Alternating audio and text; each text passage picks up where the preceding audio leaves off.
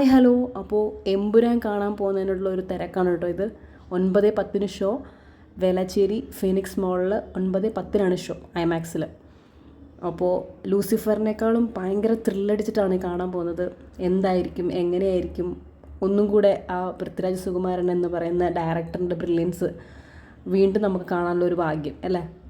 ഒരു സിനിമാ പ്രേമിയാണ്, വലുതായിട്ട് റിവ്യൂ ഒന്നും എനിക്ക് പറയാൻ അറിയില്ല, എങ്കിലും പറയാണ്. സിനിമ കണ്ടു കഴിഞ്ഞ് ഇറങ്ങിയപ്പോൾ വീണ്ടും കാണാമെന്ന് എനിക്ക് തോന്നി. പക്ഷേ ഒരു സീൻ എനിക്ക് എന്താ പറയുക, എൻ്റെ ലൈഫിൽ ആദ്യമായിട്ടാണ് ഇങ്ങനെ ഒരു എക്സ്പീരിയൻസ്. വോമിറ്റ് ചെയ്യണ്ടായി. ഞാൻ വിചാരിച്ചിട്ടേ ഇല്ല, പക്ഷേ എനിക്ക് വന്നു പോയി. എന്താണെന്ന് എനിക്കൊരു പിടിയില്ല. ആ ഒരു സീൻ നിങ്ങൾ കണ്ടിട്ടുള്ളവർക്ക് അറിയായിരിക്കും. ആ ഫസ്റ്റത്തെ ഒരു പ്രഗ്നൻറ്റ് ലേഡിയോട് കാണിക്കുന്ന അങ്ങനത്തെ ഒരു സീൻ എനിക്ക് ഭയങ്കരമായിട്ട് ബുദ്ധിമുട്ടുണ്ടാക്കി.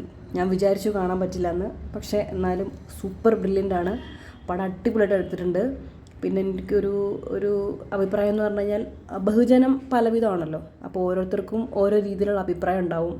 പക്ഷേ മുരളി ഗോപി എന്ന് പറയുന്ന റൈറ്ററിൽ പിറവിയെടുത്ത കഥാപാത്രങ്ങൾക്ക് ജീവൻ നൽകിയ നടീനടന്മാർക്ക് അവരങ്ങനെ ആവാൻ ഉറ്റ കാരണക്കാരനായ ആ ഒരു സംവിധായകനെ പറയാതിരിക്കാൻ വയ്യ.